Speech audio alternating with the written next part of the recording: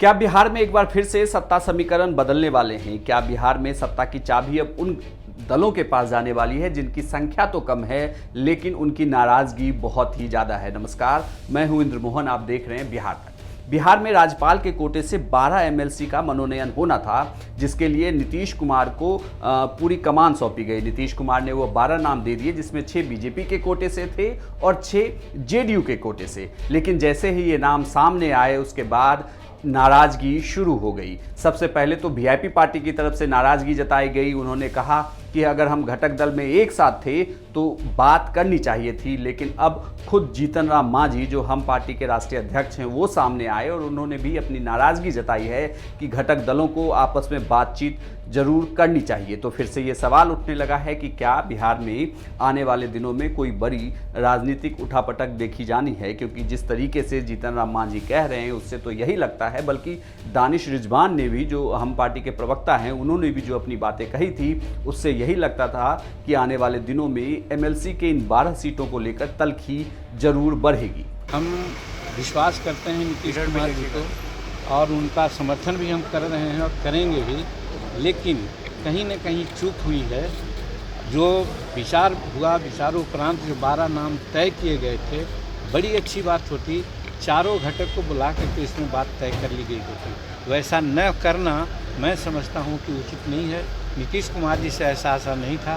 नीतीश कुमार इस सब बात को लेकर के चलते हैं, लेकिन किस गफलत में पार्टनर को नहीं उन्होंने कॉन्फिडेंस में लिया, इसके लिए हम लोगों को थोड़ा दुख है। फोरम चाहते हैं कि एक फोरम बनाया जाए जिस पर आप लोग ऐसे भी किसी मसले पर बातचीत करें। वो तो शुरू से भी मांग हमारी रही है और कई एक जगह पर ऐसा हुआ है कि ये लोग बुलाए हैं, बातचीत किए हैं और इस मायने में बातचीत न हुई है, यही आश्चर्य। जीतन राम मांझी के इस बयान के कई मायने हैं और अगर आप बिहार के राजनीतिक उठापटक की बात करें तो आने वाले दिनों में बिहार में राजनीति जरूर एक करवट से दूसरे करवट जा सकती है। इसे आप ऐसे समझें कि जो फिलहाल संख्या बल चाहिए एनडीए को, उस संख्या बल से सीटें बहुत ज़्यादा नहीं है। फिलहाल एनडीए के पास 126 विधायक हैं और जीतन राम मांझी के साथ 4 विधायक हैं। अगर जीतन राम मांझी नाराजगी जताते हैं और वो अगर एनडीए से अलग हो जाते हैं तो सरकार हालांकि गिरती तो नहीं है, मेजोरिटी के लिए 122 ही चाहिए, लेकिन नीतीश कुमार के लिए मुश्किल ज़रूर होगी।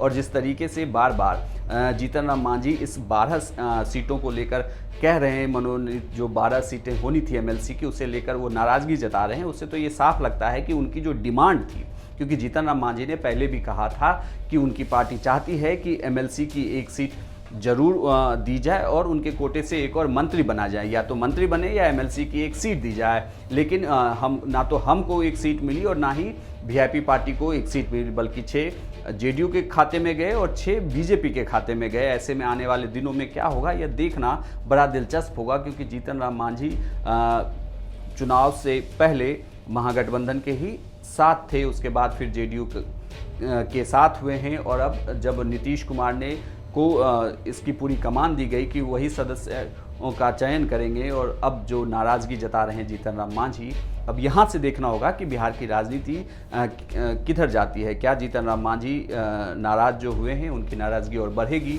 तो क्या बिहार में सरकार पर कोई दिक्कत आने वाली है?